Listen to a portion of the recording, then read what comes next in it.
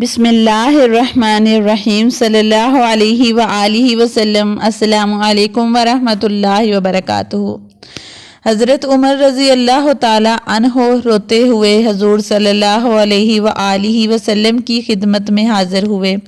آپ نے وجہ پوچھی تو عرض کیا، یا رسول اللہ صلی اللہ علیہ وآلہ وسلم، دروازے پر ایک نوجوان رو رہا ہے جس نے میرا دل جلا دیا ہے۔ فرمایا، عمر اسے اندر لے آؤ۔ وہ نوجوان روتا ہوا حاضر ہوا۔ حضور صلی اللہ علیہ وآلہ وسلم نے اس سے رونے کی وجہ پوچھی۔ کہنے لگا، یا رسول اللہ، میرے گناہوں کا ڈھیر مجھے رلا رہا ہے اور مجھے جبار سے ڈر آتا ہے، کیا وہ مجھ پر غضبناک ہوگا؟ آپ صلی اللہ علیہ وآلہ وسلم نے فرمایا، نوجوان، کیا تو نے اللہ کے ساتھ شرک کیا ہے؟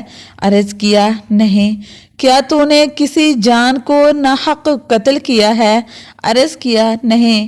آپ نے ارشاد فرمایا کہ پھر اللہ تعالیٰ تیرے گناہوں کو معاف فرما دیں گے، اگرچہ وہ ساتوں آسمانوں، ساتوں زمینوں اور تمام پہاڑوں کے برابر ہی کیوں نہ ہوں۔ نوجوان بولا، حضور، میرا گناہ ساتوں آسمانوں، زمینوں اور پہاڑوں سے بھی بڑا ہوا ہے۔ آپ نے ارشاد فرمایا، تیرا گناہ بڑا ہے یا کرسی؟ کہنے لگا، میرا گناہ بڑا ہے۔ فرمایا، تیرا گناہ بڑا ہے یا عرش؟ اس نے کہا، میرا گناہ بڑا ہے۔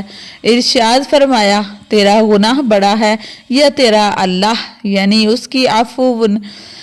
کہنے لگا، البتہ میرا اللہ اور اس کی عفو بہت بڑی ہے۔ پس ارشاد فرمایا کہ گناہ عظیم کو خدائے عظیم ہی معاف فرمائے گا، جو بہت ہی عفو درگزر کرنے والا ہے۔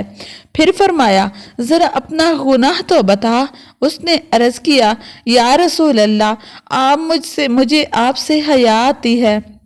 آپ نے پھر پوچھا، تو؟ کہنے لگا، میں کفن چور تھا اور 7 سال تک یہی پیشہ کیا۔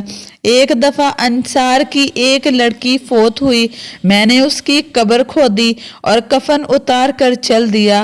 تھوڑی دور گیا تھا کہ شیطان نے مجھ پر غلبہ پایا اور میں نے لوٹ کر اس سے مجامت کر لی۔ نکل کر میں تھوڑی دور گیا تھا، کیا دیکھتا ہوں، وہ لڑکی کھڑی پکار کر یہ کہہ رہی ہے، اے نوجوان، تجھے قیامت کے دن جزا و سزا دینے والے سے حیا نہیں آتی؟ جس وقت وہ اپنی کرسی فیصلے کے لیے رکھیں گے اور ظالم سے مظلوم کا بدلہ دلوائیں گے، تو مرنے والے کے مجمع میں مجھے ننگی کر کے چل دیا ہے اور میرے اللہ کے روبرو مجھے بحالت جنابت حاضر ہونے پر تو نے مجبور کیا ہے۔ یہ سنتے ہی حضرت محمد صلی اللہ علیہ وآلہ وسلم اچھل کر کھڑے ہو گئے اور اس کی گدی میں ایک بھول رسید کی اور فرمایا، او فاسق، تو بس آگ کے ہی لائق ہے اور یہاں سے دفع ہو جا۔ نوجوان وہاں سے نکلا، 40 راتوں تک اللہ کے حضور توبہ کرتا رہا، روتا رہا، مارا پھرتا رہا۔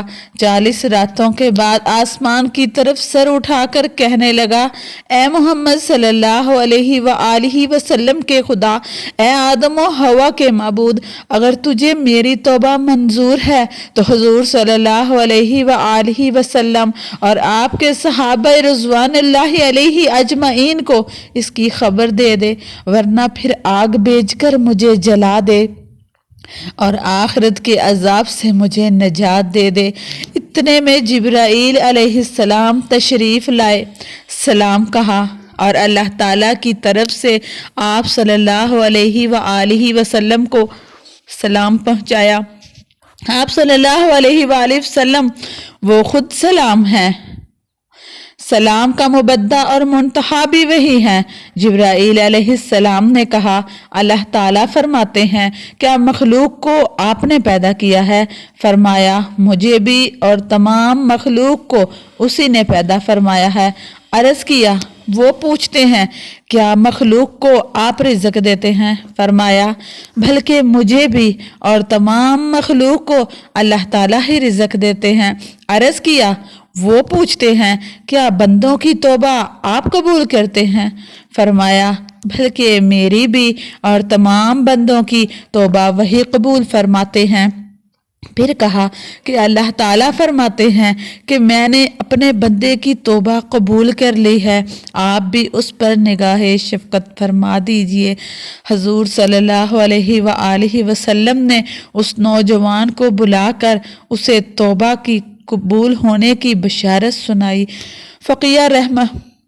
फ़क़िया रहमहुल्लाह फरमाते हैं कि अक्लमंद आदमी को उससे सबक लेना चाहिए और जानना चाहिए कि ज़िंदा के साथ ज़ना करना मुर्दा के साथ ज़ना करने से ज़्यादा गुनाह है। इसकी माफ़ी के लिए हकीकी और सच्ची तौबा करनी चाहिए। देखिए, नौजवान ने जब सच्ची तौबा पेश की तो अल्लाह ताला ने उसे माफ़ फरमा दिया। और ये भी ज़रूरी है कि जिस हसीयत का गुनाह हो तो ये तौबा भी उसी दर्जे की होनी चाहिए। आपको वीडियो अच्छी लगी हो तो इसको दूसरों तक शेयर ज़रूर किया करें और इसको आखिर तक वॉच भी किया करें। आपसे गुजारिश है कि आप जब भी